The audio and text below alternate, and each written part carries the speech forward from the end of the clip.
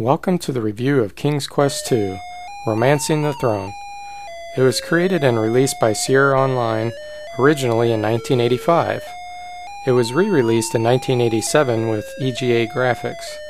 We are playing the 1987 version. If you haven't watched my King's Quest I review, I recommend you watch that first. The game begins as you being King Graham, the same character that was in King's Quest I. You start in the land of Daventry, and your mission is to save a girl who's been kidnapped. Her name is Valanice. Since this is an adventure game, you spend a lot of time gathering clues and special items. It's a lot like a scavenger hunt. As you can see, the setup is just like King's Quest I. You can swim, you can move to new screens. The graphics are actually very pretty for the time. You can perform actions such as opening a door by typing. It really gives you a feel that you're inside a place too. The designers did a wonderful job. You can walk behind things such as trees and buildings. You can climb down ladders. You can look inside windows. So as you can see, there's all kinds of actions you can do. You just have to think of doing them. It's the same text engine as King's Quest I, so you can use the look command and get command to pick up items. And you'll notice in the upper left corner you have a score. That's one of the great things about this game. You can actually complete it in many different ways. Your score will just be different depending on how you do it. You can examine items, and it gives you a nice little picture of what it looks like. And of course you can look at your inventory. There's a useful help command, especially once you just start playing, before you get familiar with the commands. You can also view the main menu.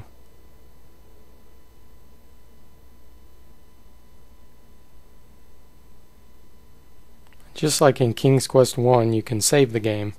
This is absolutely critical. The game would be impossible to beat without saving. Of course, with the internet now you could just cheat, but if you were truly playing the game, you would be dying many times.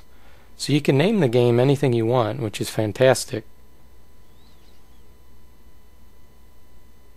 And of course you can restore the game,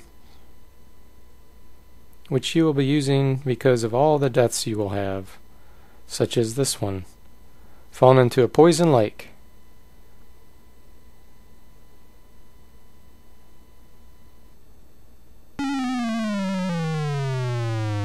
Or falling down a giant chasm.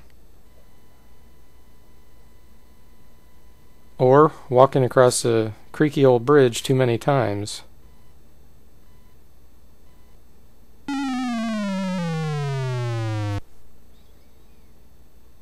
You get the feeling that you will be dying from falling a lot? You sure will. But there's many other ways to die besides falling, such as a snake poisoning you. Or drowning.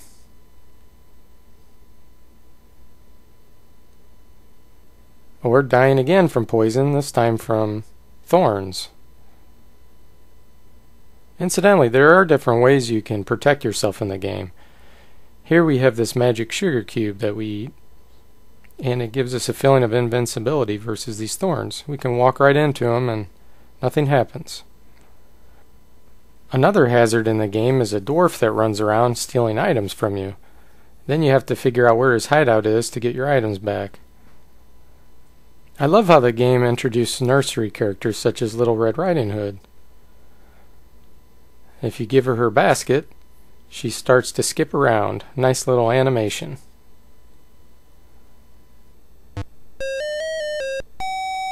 And of course, the nursery rhyme wouldn't be complete without the big bad wolf and the grandma. The game really has a Nancy Drew type feel. Sometimes you might run across an ominous character such as this boatman, and you just have to know what to do or say to get on. Some things are obvious, like praying in front of an altar. Other things not so obvious. You can ride a magic carpet once you figure out how to get one, and it flies you to the top of a mountain. And as I mentioned earlier, there's multiple ways to do things. For example, we can use a sword to kill the snake. Or, the much less obvious, is to throw a bridle on top of the snake. Yeah, who would think of that? Remember, this game was made way before the internet. Talking to the magic horse results in the magic sugar cubes. The main point of the game is to figure out how to open this magic door, and what you'll find is there's actually 3 magic doors. But once you manage to open all 3, you're transported to this magical land. There's some funny things in the game, very quirky, such as here trying to look at flowers.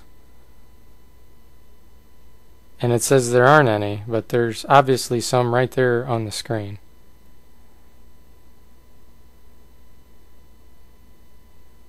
There are not too many flowers. Another quirky thing is if you misspell a word, it says you can't get the brooch, at least not now, and that's just because I spelled it wrong.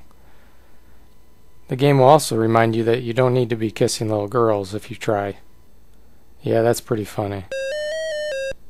Another really funny thing is there's an evil enchanter in the game, and normally if he runs into you, he will paralyze you on the screen. But I happen to die in the poison lake, and he just runs around the lake like a chicken with his head cut off. That's pretty funny. So in closing, King's Quest II is a great continuation of the story from King's Quest I. Getting to play the same character, Graham, has a lot of charm. While King's Quest II doesn't have any technology improvements over King's Quest I, it is a very fun game. And there are some other characters in the game I didn't tell you about, such as Dracula and Hagatha the Witch.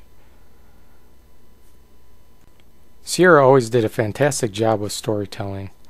It really makes you feel like you are wrapped up in the world, and you are really playing as King Graham. And I love the comedy that they introduce in the game. Well, that wraps up this review. Thanks for watching, and see you next time.